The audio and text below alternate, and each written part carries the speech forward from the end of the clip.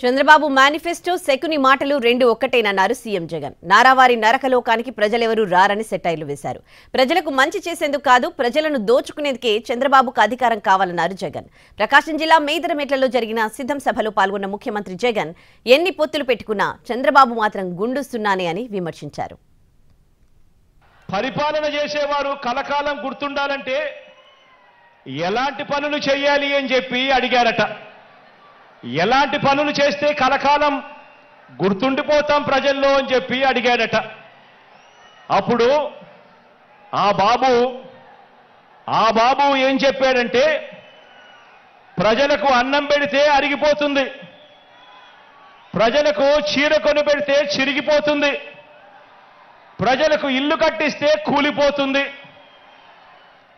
కర్రు కాల్చి వాత పెడితే మాత్రమే ప్రజలకు కలకాలం గుర్తుంటుందని ఆ బాబు చెప్పాడట. ఈ 14 ఏళ్ళు సీఎంగా ఉన్న బాబు కూడా అలాంటోడే.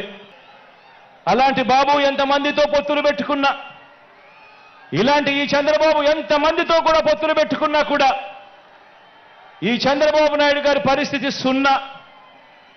ఈ సున్నా ఇంటూ ఎన్ని పొత్తుల్లో ఎన్ని పార్టీలున్నా కూడా దాని విలువ ఒక బోడి సున్నానే. మరోసారి ఇదే డ్రామాను, ఇవే పొత్తులు, మరోసారి ఇలాంటివే ఇంతకన్నా ఎక్కువ హామీలు ఇస్తూ మరోసారి మోసం చేసేందుకు ఈరోజు మళ్ళా చంద్రబాబు నాయుడు గారి పొత్తుల డ్రామాతో మళ్ళీ ఈరోజు మీ అందరి ముందుకు వస్తా ఉన్నారు.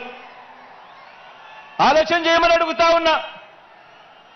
చంద్రబాబు నాయుడు గారు చూపిస్తా ఉన్న ఈ పొత్తులతో ఎవరికైనా కూడా ప్రయోజనం కలిగిందా అని చెప్పి ప్రతి ఒక్కరూ కూడా ఆలోచన చేయమని అడుగుతా ఉన్నాను. ప్రజలకు ఏ ఒక్కరూ కూడా మంచి చేయకపోగా ప్రజలకు మంచి చేసిన జగన్ను టార్గెట్ చేయడానికి మాత్రమే వీళ్ళది ఏకైక ఎజెండా ఈరోజు కనిపిస్తా ఉంది. ఆలోచన చేయమని అడుగుతా ఉన్నా. చంద్రబాబు నాయుడు గారికి అధికారం ఎందుకు కావాలి అనంటే ప్రజలకు మంచి చేయడం కోసం కాదు, ఎన్నికల మేనిఫెస్టోలో చెప్పింది చేయడం కోసం కాదు.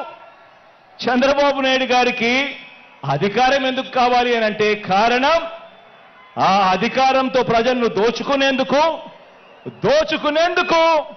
పంచుకునేందుకు మాత్రమే చంద్రబాబు నాయుడు గారికి అధికారం కావాలి.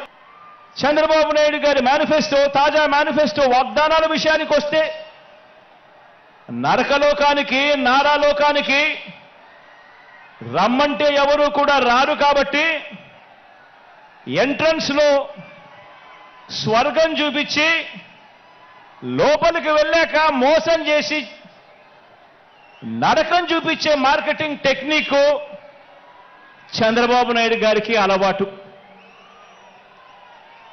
అందులో భాగంగానే చంద్రబాబు నాయుడు గారు ఈ మధ్యకాలంలో మేనిఫెస్టో అని కిచిడి వాగ్దానాలన్నీ కలిపాడు. కర్ణాటకలో నుంచి కొన్ని, తెలంగాణలో నుంచి కొన్ని, అన్ని రకాల మేనిఫెస్టోలన్నీ వాళ్ళ హామీలన్నీ కలిపి ఒక కిచిడి మేనిఫెస్టో తీసుకొచ్చాడు.